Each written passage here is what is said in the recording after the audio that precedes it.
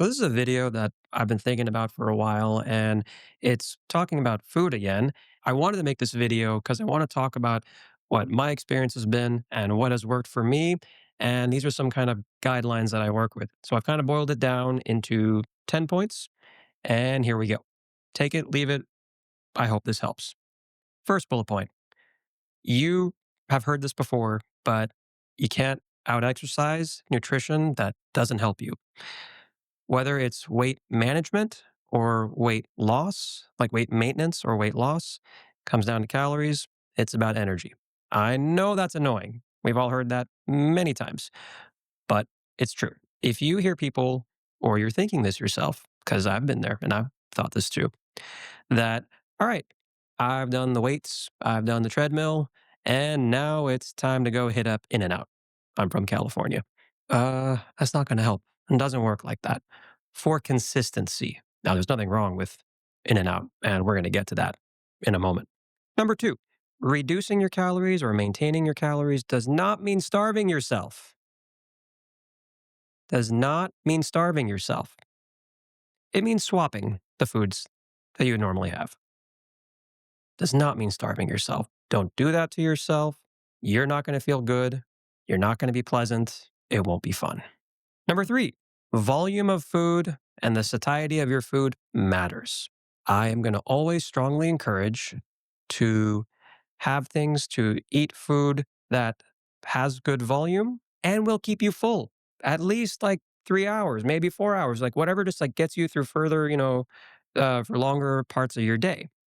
Number four, and yes, this is one you've heard a lot before. Prioritize protein and whatever source of protein you're comfortable with and still works within the calorie framework that you're working with. So whether that's fish, chicken, whether that's, plant based, whatever works for you, great. But definitely I would prioritize it. And it is the one item that is going to be a little bit more expensive. And this is the one part where I say it is worth prioritizing that particular expense. Again, protein, it helps with maintaining muscle.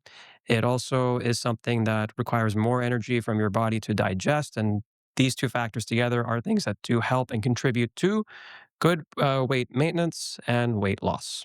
Number five, prioritize solid food over liquid food. So if you're, seeing protein shakes or not even protein shakes, soups, no. I mean, there's nothing wrong with them. And I do have them myself, but I never think that if I'm having this shake, I've had my meal. Never. The reason why is because it violates the rule we just talked about. You're not going to feel full. Solid food will always do better with satiety.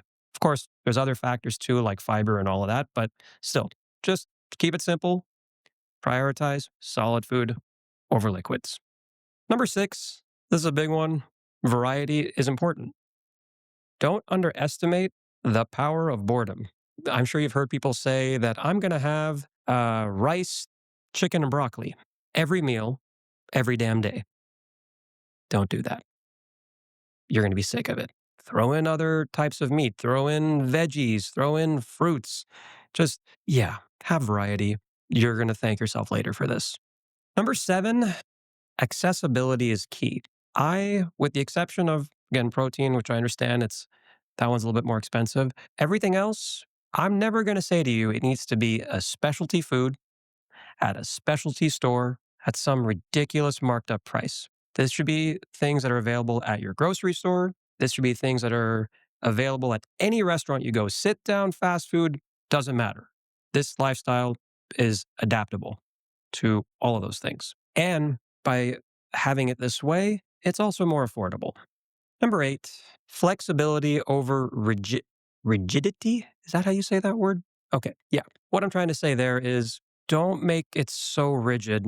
Be a little bit pliable. And if it's not exactly within your program, be a little bit lenient because it's going to contribute to the next bullet point, number nine, which is mental health matters on this. This type of thing, be careful with it.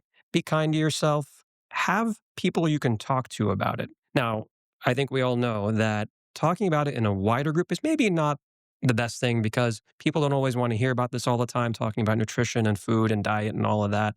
And it might be annoying to them. Whatever, fine. But still, it's important that if you have thoughts or concerns, or maybe you want to do better practices, or you're worried about developing any bad, destructive habits, and you just want to talk about it with people, I highly encourage you to find your community, whether that's your family, some of your family, some of your friends. And I say some because it should be just like a community that you can talk to as often as you need to about it. That community, it shouldn't be a problem of, if you need to talk every day about it. You know what I mean? Like as long as you all are on the same page. But taking care of your mental health in this area is extremely important.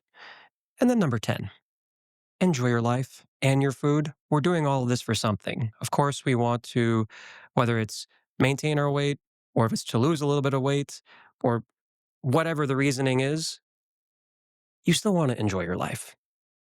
You've heard me say this before: holidays, Thanksgiving, Persian New Year, and not even just for those holidays. Every time I go to the movie theater, Red Vines, I have it. Don't make fun of me. Also, I'm from California, and every time I come back to visit this state, In and Out, I'm going to always make time for In and Out. In and Out is amazing, and I will die on that hill. Fight me.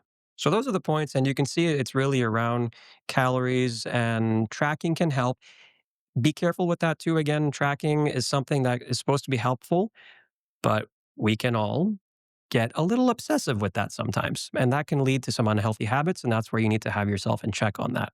If you have a day, or two where you don't follow this and you just eat whatever or drink whatever, it's okay. The world's not going to end. And the next day we're back at it, right? So, yeah, take these points. I hope they were helpful, and I'll be back with more soon.